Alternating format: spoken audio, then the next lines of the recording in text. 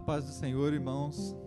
Estamos aqui de novo, juntos, unidos, conectados pela internet, mas unidos pela fé, unidos no Senhor, unidos no Espírito Santo. É pela fé no Filho de Deus que nós temos a vitória em momentos difíceis, em momentos de aflição. É pela fé que nós prosseguimos, é pela fé que nós caminhamos, e é pela fé que nós podemos louvar e adorar esse Deus que é santo, que é poderoso, que é digno de todo louvor.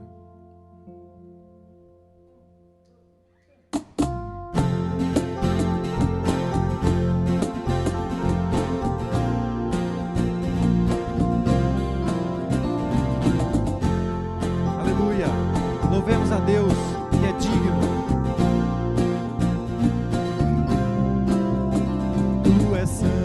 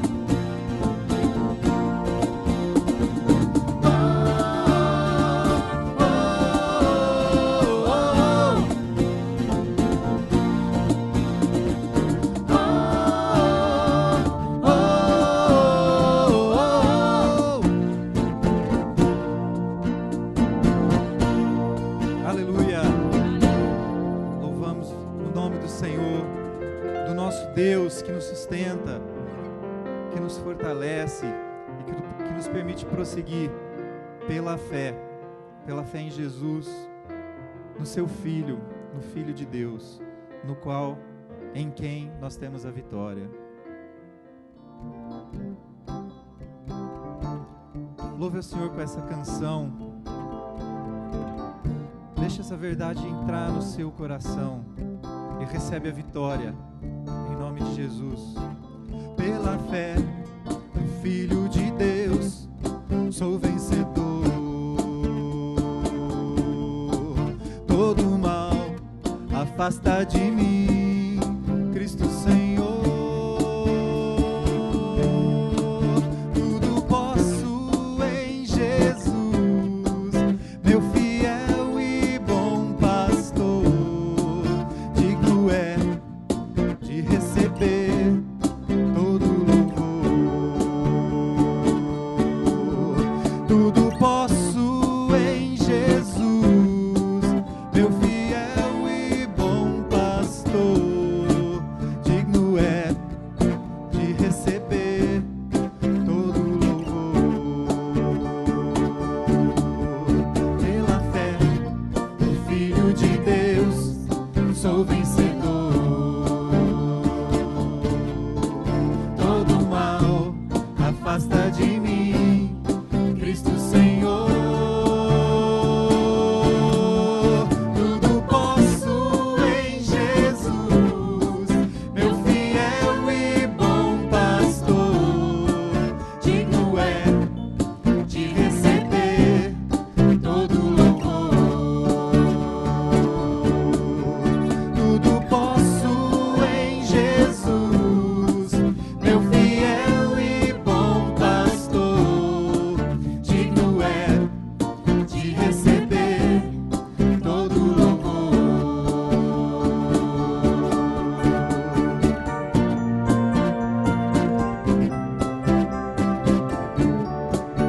Bendizemos o teu nome, Jesus. Te adoramos, Senhor.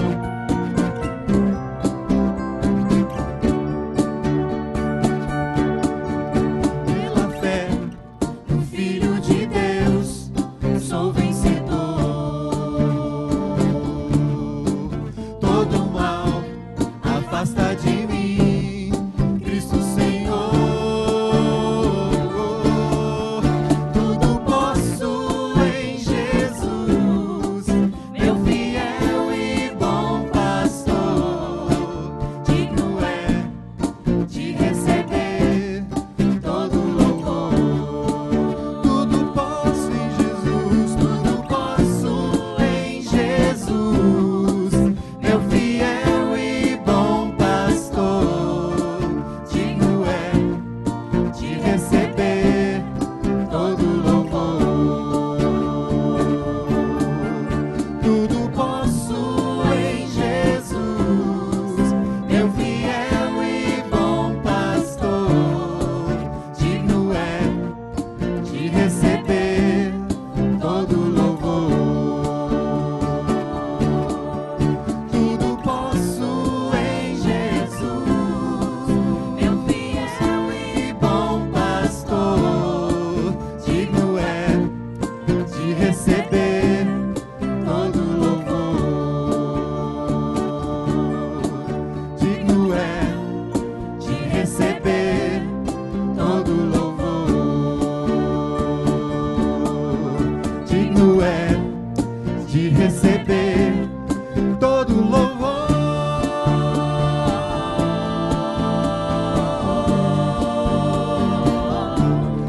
Todo louvor.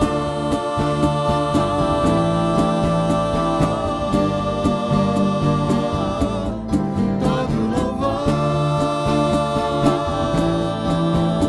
Aleluia. Todo louvor. A Ele seja a honra, a glória e todo o louvor.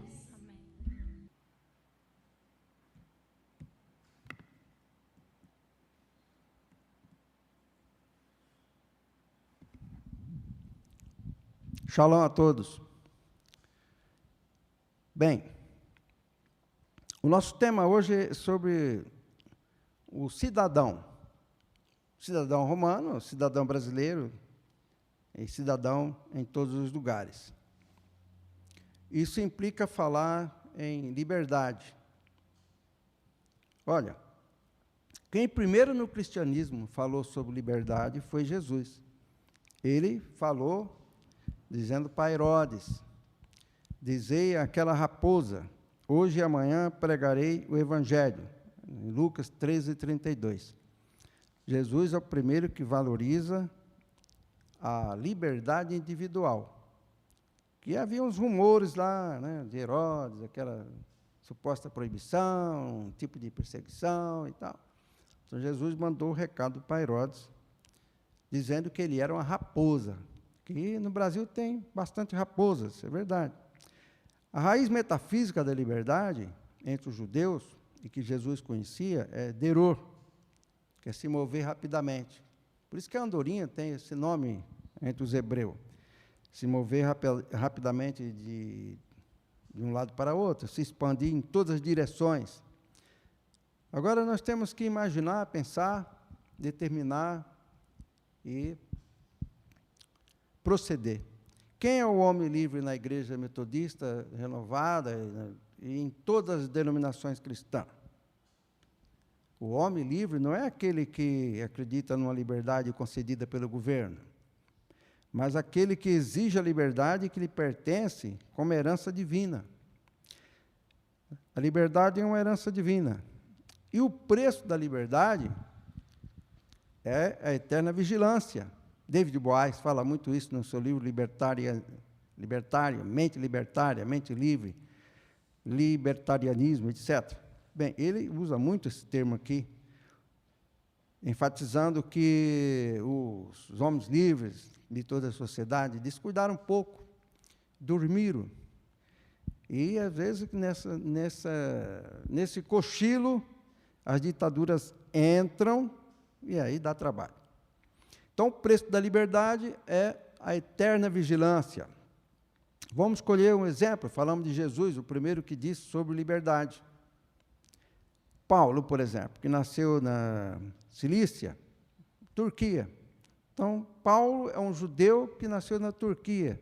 Existe o judeu brasileiro, o judeu italiano, o judeu americano, o judeu turco. Paulo era um judeu turco, mas judeu, não é? Ele era cidadão romano de nascimento, porque certamente veio da família, esse título de cidadania, que dava a ele o direito de não ser, por exemplo, açoitado publicamente, morrer numa cruz. Então, Paulo estava garantido quanto a isso. Por isso que ele apela a César, na hora que as coisas ficam difíceis para ele. Então, ele não podia ser crucificado, era cidadão romano. Paulo era um homem livre, verdade? Mas ele era um homem que vigiava, estava sempre vigilante. Então, Paulo, ele fez um bom combate contra as ditaduras e contra as transgressões do homem da lei com respeito à lei que ele mesmo criara. Então, Paulo era um bom combatente. Às vezes a gente pensa que Paulo combatia os adventistas, ou o véu, ou o sábado. Ele teve umas lutas pequenas sobre a questão do sábado, não é disso. Quem quiser guardar o sábado, que guarde. Então, não era o mais importante. Mas Paulo teve um combate sério com respeito às liberdades individuais e à liberdade política, a liberdade do cidadão. Não é? Então, vamos ver. O bom combate já começa na legislação brasileira. Temos que ter consciência de uma coisa. Nulla poena sine lege. Não existe pena sem lei. Não existe uma pena que penalize um crime que não existe no Código Penal, como a fake news, por exemplo. Não tem lei, não existe isso no Código Penal. Isso é invenção de quem quer perseguir. Então, nós temos que ser leal à causa.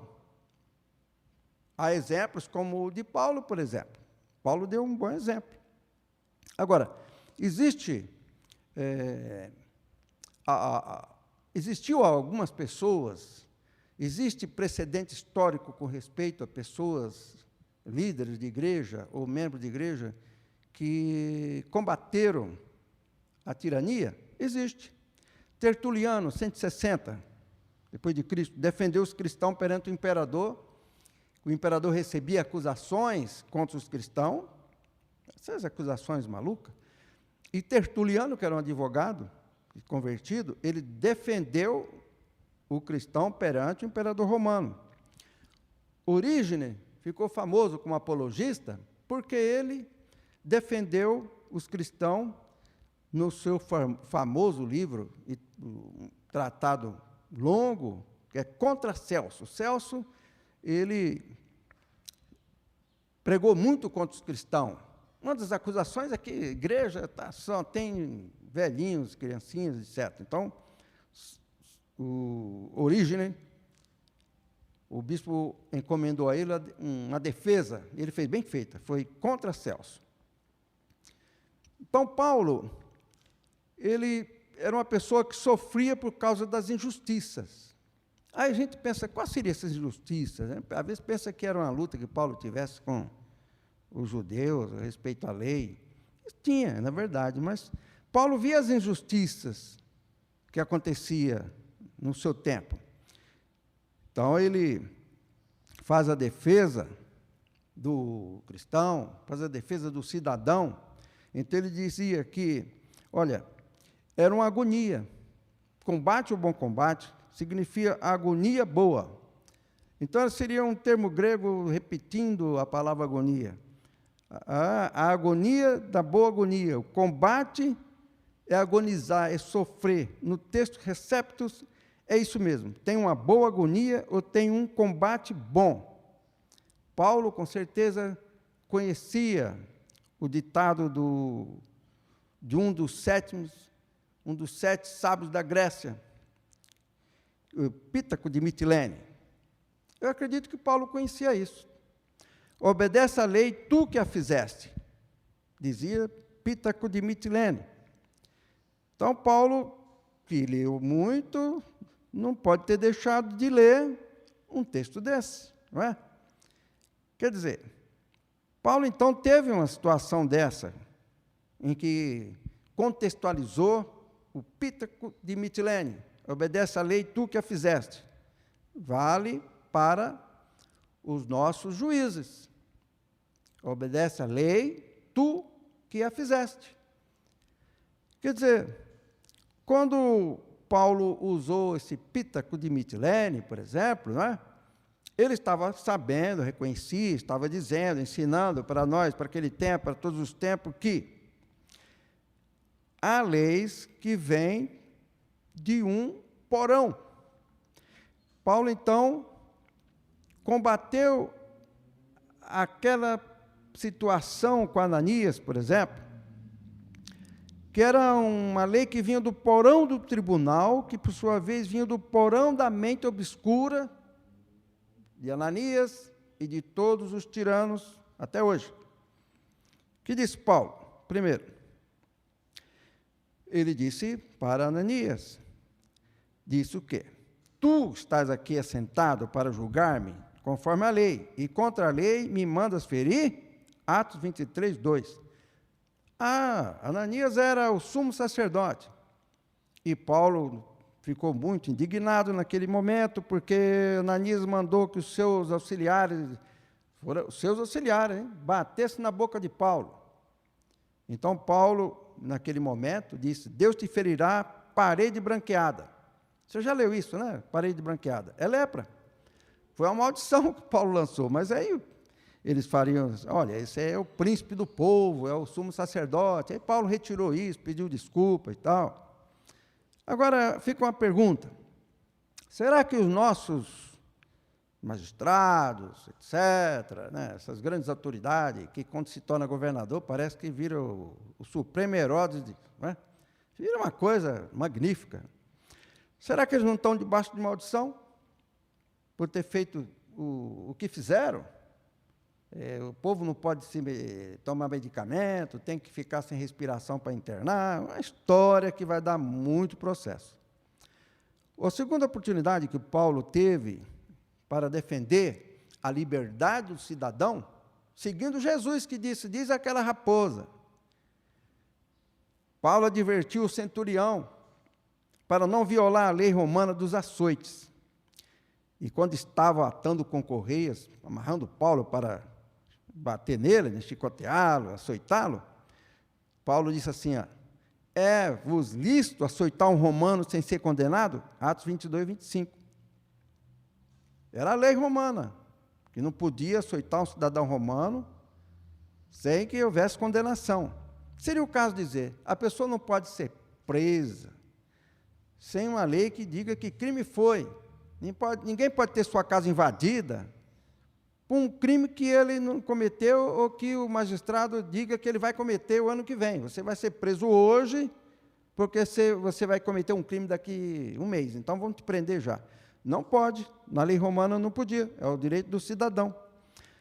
Em outro lugar, Paulo combateu o erro de um magistrado que ordenou açoite.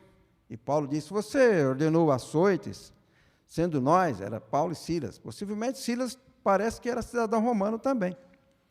Ele disse, você ordenou açoite, sendo nós antropos romanos? Literalmente é isso, homens romanos. Aí o centurião falou, não, pode parar com isso aí, porque ele é cidadão romano. Era uma lei que, pelo menos, parece que tinha algum valor, né? Paulo teve outro momento em que ele foi constrangido a apelar para o direito do cidadão. Em Atos 16, 37, para quem gosta de conferir. Ele foi preso, né, etc., e estava lá preso, e depois, num certo momento, os magistrados mandou soltar. Paulo disse, não, você não pode me lançar na prisão e secretamente me soltar. Era o direito do cidadão. Tinha que dizer porque prendeu e depois, então, explicar. E eles ficaram com muito medo. No livro de Atos, os magistrados mandaram açoitar Paulo e Silas. Então, eles estavam comprometidos já com a lei. Então, Paulo diz o quê? Venham os magistrados e nos solte aqui na presença de testemunhas, e não secretamente. Então, essa história de perseguição secreta, prisão, etc., isso aí é antigo. Bem, o segundo ponto é que, olhando esses textos e esses testemunhos, o cristão tem que agir como protagonista da história e não ser arrastado pela história. Nós temos que seguir a esses parâmetros, por exemplo, que Paulo seguiu do Pítaco de Mitilene, e que Jesus usou isso também. Jesus ampliou um pouco esse aforismo de Pítaco de Mitilene. Ele dizia, faça ao seu vizinho aquilo que você não gostaria que ele fizesse consigo. Jesus, então, diz, se referiu a essa regra. Portanto, tudo o que quiserem que os homens vos façam, fazei-o assim também vós a eles, porque esta é a lei e os profetas. Mateus 7, 12, para quem gosta de conferir, é só olhar o texto. Então, percebe como é importante a liberdade do cidadão? Nós somos homens livres. E temos que zelar por essa liberdade. Como cristão. A pessoa pensa, livre, não é só para ir nos cultos, não. Tem que ter liberdade. Liberdade política, liberdade como cidadão. É a liberdade de pagar imposto e receber a contrapartida, que no Brasil não funciona muito bem. Quer dizer, a igreja como protagonista da história, esse é um momento histórico no Brasil. E é bem brasileiro, parece que aqui é onde está acontecendo muita coisa que não acontece pelo mundo. Quer dizer, em tese, diz que há um movimento forte aí contra as liberdades individuais, etc., no mundo todo. A igreja deve combater a tirania. O que é a tirania? A tirania é o exercício do poder sobre o legítimo direito de outra pessoa. Você não pode fazer isso. Você não pode ter um direito que sobreponha ao direito do cidadão. E a igreja não pode ficar silenciosa, esperando, só quando nos perseguirem mais é que nós vamos acordar. Não, nós temos que estar, já estamos acordados. Jesus disse, diz aquela raposa. E nós dizemos aqueles que pretendem perseguir a igreja e etc. A igreja, na verdade, não está sendo perseguida. Está sendo a medida cautelar do prefeito, etc., contra a aglomeração, eu acho justo, é normal isso. Mas se uma ditadura, como de Stalin, vem, volta, Stalin não gostava nem um pouquinho de igreja, mandava matar os padres, quase todos de uma igreja, escravizavam as freiras, lá no 1920, 28, escravizava, você sabe para quê, não é? Era isso a história lá de Stalin. Então, não pode-se usar o poder, a pessoa não pode ter o poder nas mãos, e para submeter as outras pessoas em benefício próprio. A lei é para beneficiar todos. Então, o terceiro item é que a igreja, então nós estamos em igreja, cada um de nós como cidadão, tem que ser leal à causa da liberdade. Olha, sem liberdade, não adianta. Sem liberdade, Jesus não fez sua igreja para viver escondida, correndo de governo, desse, daquele, não. O cristão hoje precisa ler bastante, ler um pouco mais para saber o que é que faziam nossos pais, por exemplo. Os pais da igreja metodista, vamos ver, John Wesley, que fundou o metodismo histórico na Inglaterra, etc. Já em 1791, os seus últimos escritos, ele escreveu para um parlamentar americano, William Wilberforce.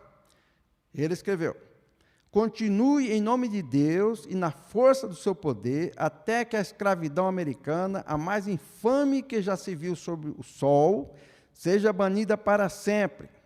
24 de novembro de 1790, no jornal dele. O Wesley e o povo chamado metodista viveu essa experiência, e está nesse livro.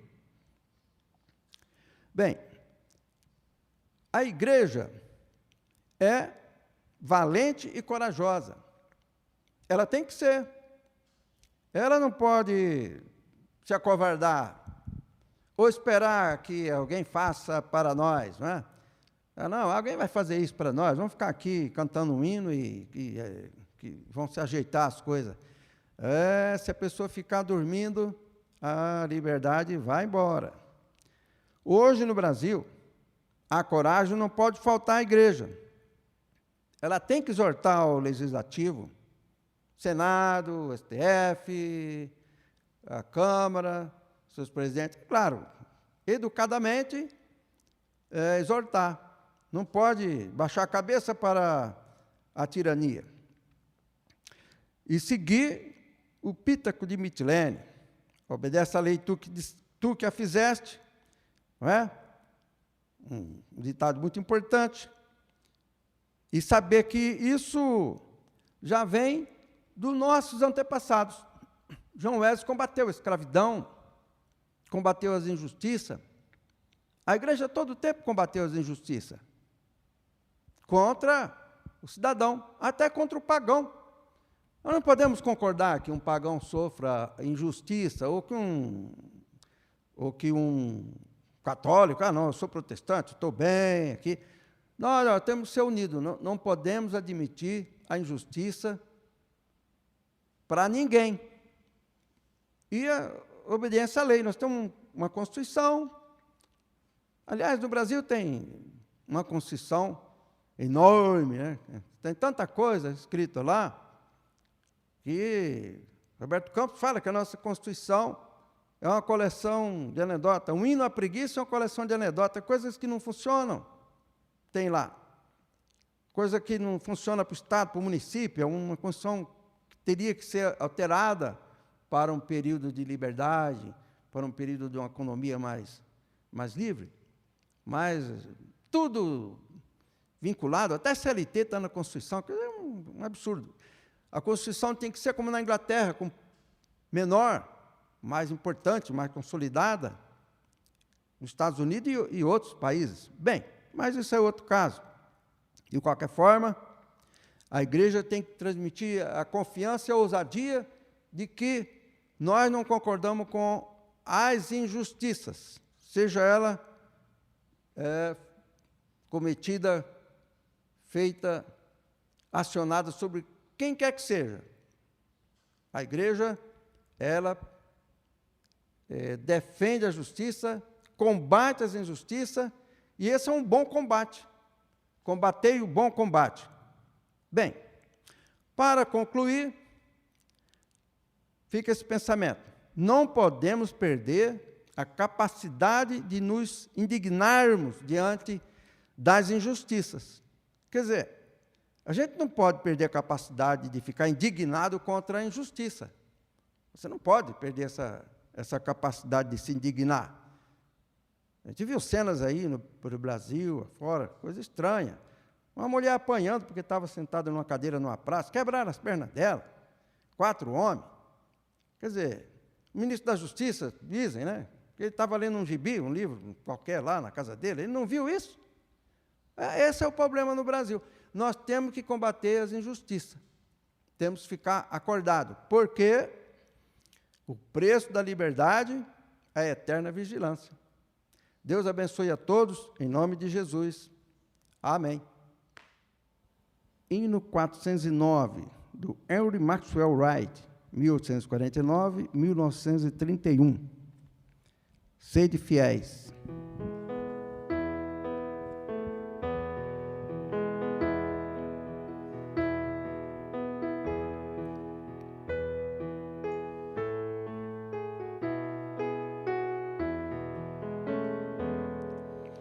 Erguei-vos, Cristão, Cristo quer-vos de pé, na luta do bem, revelai vossa fé, cingindo a armadura, hoje a Cristo exaltai, à sombra da cruz, corajosos lutai.